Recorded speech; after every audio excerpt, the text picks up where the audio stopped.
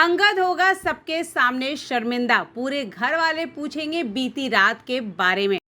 Subscribe करें India forums Hindi को और घंटी के निशान को दबाएं ताज़ा खबरों के लिए। सीरियल तेरी मेरी डोरिया में आप देख रहे हैं कि अंगद शराब पीकर साहिबा के कमरे में गया था और वहां उसके साथ बहुत बुरा बर्ताव करता है और यहां वो होश में नहीं रहता। हमने आपको ये भी अपडेट दी थी कि यहां जो आई लव यू बोलता है अंगद, वो दरअसल साहिबा के लिए नहीं बल्कि सीरत को याद करके बोलता है और ये तक बोलता है कि उसने उससे बेइंतहा प्यार किया था, दिल से प्यार किया था और वो उसे छोड़ के चली गई।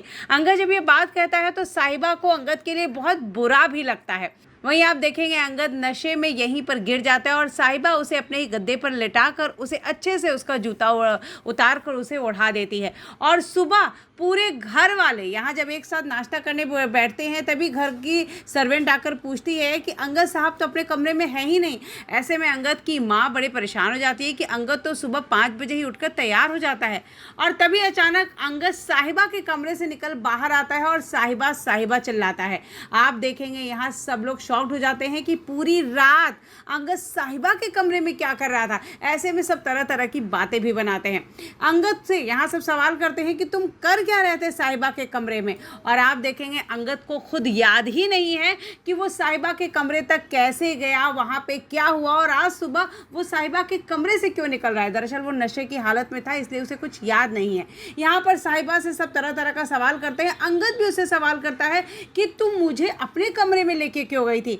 तब साहिबा यहाँ सबके सामने बताती है कि मुझे तो मनदीप मैम ने कमरे में बंद कर दिया था तो मैं भला बाहर कैसे निकल सकती हूँ। और वहीं वो अंगद को भी कहती है कि 6 फुट का हट्टा कट्टा नौजवान को मैं अकेले अपने कमरे में लेकर चली जाऊंगी और वो चला आएगा। हाँ, अंगद को एक लाइन में बहुत बड़ा जवाब देती है कि अगर मैंने कल रात की बातें बता दी तो तुम अपने आप से भी सवाल नहीं कर पाओगे। दादाजी को समझ में आ जाता है कि अंगद कल रात में नशे में था और शराब के नशे में साहिबा के कमरे में जाकर उसने वहां बदतमीजी की।